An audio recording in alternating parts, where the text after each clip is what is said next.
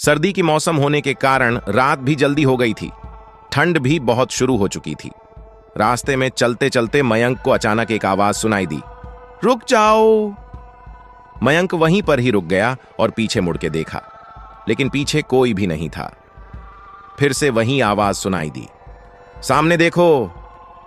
जैसे ही मयंक ने सामने देखा तो उसे जमीन पर कुछ चमकती हुई चीज दिखाई दी। मयंक दौड़ के उस चीज के पास गया और देखा तो यह कोई साधारण चीज नहीं थी, बल्कि एक चमकता हुआ हीरा था। उसने वह हीरा अपने हाथ में लिया। उसकी चमक देखकर मयंक की खुशी का पार न रहा। लेकिन मयंक को कहां पता था यह कोई साधारण है या नहीं, बल्कि एक मायावी हीरा है। अचानक उस हीरे में से आवाज आई, अगर तुम्हें और हीरे चाहिए तो इस जमीन को खोदो। इस जमीन के नीचे बहुत सारे हीरे हैं। मयंक खुश हो गया। उसने उस हीरे को अपनी जेब में डाला और जमीन खोदना शुरू किया। करीबन 2 फीट खोद काम करने के बाद अचानक मयंक डर के मारे चिल्लाने लगा।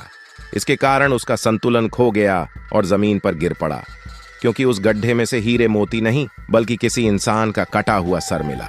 अचानक वह सर हवा में उड़ने लगा और बोला, डरो मत, मैं तुम्हें कोई हानि नहीं पहुंचागा। मैं तुम्हें बहुत सारे हीरे जवेरात भी दूंगा। बस मेरी बात ध्यान से सुनो। मैं जहां जाता हूं वहां मेरे पीछे आओ। फिर वह सिर हवा में उड़ा और जंगल की ओर बढ़ने लगा। करीबन 1 किलोमीटर चलने के बाद वह सिर रुक गया। मयंक भी रुक गया। फिर उस सिर ने मयंक से कहा, इस जमीन के भीतर बहुत सारे हीरे मोती जवाहरात छुपे हुए हैं। इस जमीन पे खोद काम शुरू करो। मयंक खुश हो गया और उस जमीन को खोदना शुरू कर दिया। खोदते खोदते उस जमीन के नीचे हीरा मोती तो नहीं मिले, बल्कि उस सिर का कटा हुआ धड़ मिला। उस सिर ने कहा, अब तुम्हें एक आखिरी काम करना है, उसके बाद मैं तुम्हें माला माल कर दूंगा। तुम्हें कहीं से भी एक लोटा खून लाना होगा। मयंक ने बोला, 1 लोटा खून? पर मैं 1 लोटा खून कहां से लाऊंगा? उस सिर ने कहा, चलो मेरे साथ। वो डरावना चेहरा मयंक को साथ लेकर थोड़ी दूरी पे गया। वहां उसे एक इंसान को जाते हुए देखा। वो सिर बोला, उस इंसान को मारकर उसका खून ले आओ। मयंक डर गया और बोला, नहीं नहीं, यह मुझसे नहीं होगा। मैं यह नहीं कर सकता। अगर तुमने यह काम नहीं किया तो मैं तुझे बहुत बड़ी मुसीबत में डाल दूंगा। फिर तुम्हारी पूरी जिंदगी नर्क बन जाएगी। मयंक ने हाथ जोड़कर उसे कहा, मुझे माफ कर दो।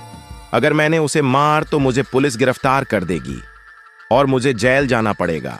उस सिर ने अपने तंत्र मंत्र की शक्ति से एक छुरी और लौटा प्रकट किया और गुस्से से बोला, अगर तुम मेरा यह काम नहीं करोगे तो मैं तुम्हारे पूरे परिवार को मौत के गाढ़ उतार दूंगा।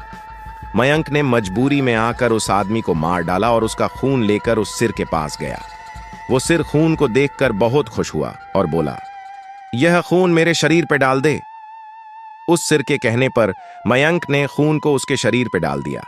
फिर कुछ ही देर में वो कटा हुआ सिर उस शरीर पे जुड़ गया। यह सब देखकर मयंक की हालत अब खराब होने लगी। वो उस भूत को देखकर काफी डर गया। जैसे ही वो भूत जिंदा हुआ तो जोर जोर से हंसने लगा और डरावनी आवाज में बोला, तुमने बहुत बड़ी गलती कर दी कि तुम्हें मुझे फिर से जिंदा कर दिया।